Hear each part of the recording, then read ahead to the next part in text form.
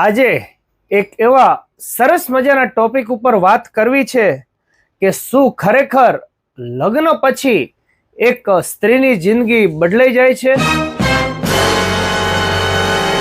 તો હા, જવાબ પણ હા જ છે. ખરેખર કોઈ પણ સ્ત્રી હોય તેની જિંદગી લગ્ન પછી જરૂર બદલાઈ જાય છે. કારણ કે લગ્ન પહેલા તે કોઈ ઘરની દીકરી હોય છે, પરંતુ જ્યારે તે દીકરીના મેરેજ થઈ જાય છે, એટલે કે લગ્ન થઈ જાય છે, ત્યારે તે દીકરી કોક ઘરની વહુ બની જાય છે અને ઘણા બધા નવા સંબંધો સાથે તેને જોડાવવું પડે છે. અને આ એક સરસ મજાનો ટોપિક છે. વિડીયો ગમે તો વિડીયોને લાઈક અને શેર જરૂર કરજો, અને આવા જ વિડીયો જોવા માટે આપણા પેજને ફોલો કરવાનું પણ ભૂલતા નહીં. કે લગ્ન પહેલા જ્યારે કોઈ પણ ઘરે દીકરીનો જન્મ થતો હોય છે ને, એટલે એને લક્ષ્મીનો અવતાર કહેવામાં આવે છે.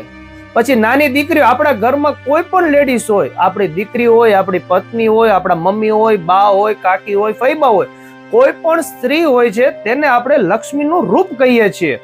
અને ઘણાના મોઢે આપણે સાંભળ્યું પણ હશે કે આ ફલાણા ભાઈને ત્યાં દીકરીનો જન્મ થયો ને પછી એનું આખું નસીબ બદલાઈ ગયું, એનું પાંદડું આખું ફરી ગયું.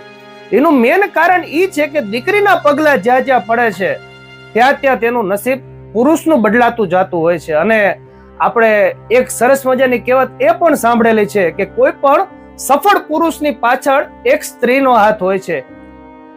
લગ્ન પહેલા, એટલે કે જે ઘરમાં દીકરીનો જન્મ થયો હોય, એટલે એ દીકરીનો બાપ અમીર હોય કે ગરીબ હોય, એ દીકરીના લાડ પૂરા કરવા માટે, એ દીકરીના દરેક સપના પૂરા કરવા માટે એના બાપ અને એના મા બે જણા દિન રાત મહેનત કરતા હોય છે. આમાં એવું કઈ હોતું નથી કે ભાઈ અમીર બાપ હોય કે અમીર મા હોય તો જ તેની દીકરીના બધા લાડ પૂરા કરે, એવું નથી હોતું સાહેબ.